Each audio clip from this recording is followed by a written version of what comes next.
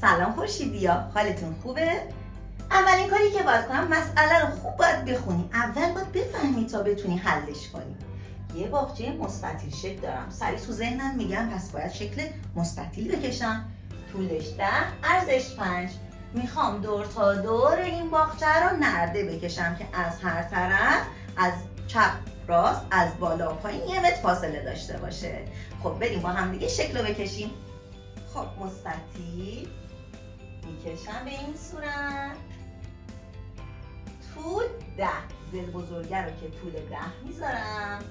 عرض 5، زل کوچیکه که عرض 5 میذارم. خب قراره دور تا دور اینو نرده بکشم. اینا نردم اینجوری میکشم که شما بدونی این نرده منه.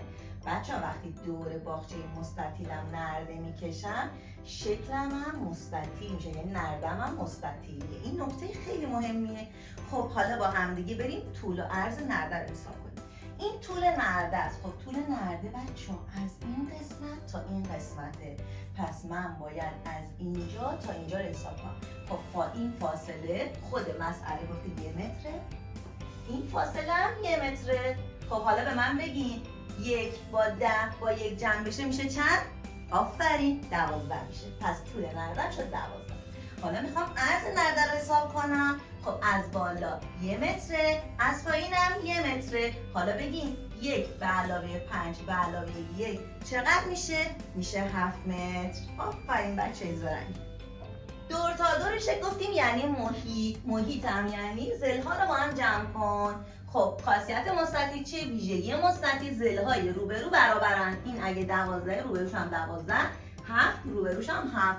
حالا این 4 تا رو با هم جمع میکنم به همین قشنگی و راحتی. خب جمع من جوابش میشه 38. بچه یه راه حل دومم داره.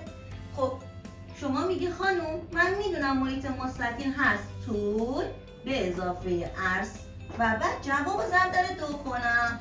خب طول من چنده؟ طول نردم 12، عرض نردم 7 ضرب در 2. خب اولویت با پرانتز 12 به اضافه 7 میشه 19. 19 هم ضرب در 2 میشه 38. هر دوتا درسته. امیدوارم که لذت برده باشید. بچه ها کامنت و لایک یادتون نره. مرسی.